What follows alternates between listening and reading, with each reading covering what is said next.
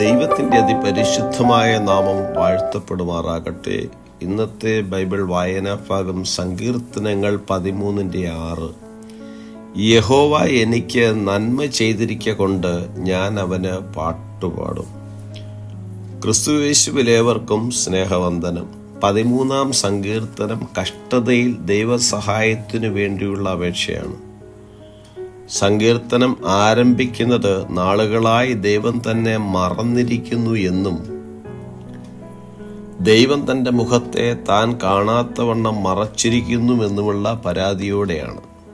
ശത്രുക്കളാൽ ചുറ്റപ്പെട്ട തൻ്റെ കഷ്ടപ്പാടുകൾ എത്രത്തോളം നിലനിൽക്കുമെന്ന് സങ്കീർത്തനക്കാരൻ ചോദ്യം ചെയ്യുന്നു.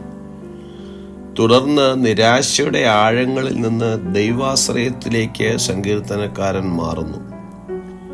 തൻ്റെ വീണ്ടെടുപ്പുകാരൻ്റെ കരുതലിലും കാരുണ്യത്തിലും ആശ്വാസം കണ്ടെത്തുന്നു. ആത്മാർത്ഥമായി പ്രാർത്ഥിക്കുന്ന വ്യക്തിക്ക് തൻ്റെ ജീവിതത്തിലെ ഇരുണ്ട മൂടുപടം മാറി വെളിച്ചം പകരപ്പെടുവാനിടയാകും. കഴിഞ്ഞ കാലങ്ങളിൽ ദൈവം തനിക്ക് നന്മ ചെയ്ത കാര്യം ഓർക്കുന്നു. കർത്താവിൻ്റെ ദയയിലും കരുതലിലും സങ്കീർത്തനക്കാരൻ ശ്രദ്ധ ചെലുത്തുന്നതായി കാണാം. ആയതുകൊണ്ട് കർത്താവിൽ അവൻ പാട്ടുപാടുന്നു. പ്രതികൂല സാഹചര്യങ്ങളിൽ ഓർക്കേണ്ടത് ദൈവം വിശ്വസ്തനാണെന്നുള്ള കാര്യമാണ്. കർത്താവ് വാഗ്ദത്തങ്ങളിൽ വിശ്വസ്തനും വാക്കുമാറാത്തവനുമാണ്. മുൻകാലങ്ങളിൽ കർത്താവിൽ നിന്ന് പ്രാപിച്ച അനുഗ്രഹങ്ങൾ ഓർക്കുന്നത് നമ്മുടെ വിശ്വാസം വർദ്ധിക്കുവാനും പ്രത്യാശയോടെ മുന്നേറുവാനും നമ്മെ സഹായിക്കുന്നു.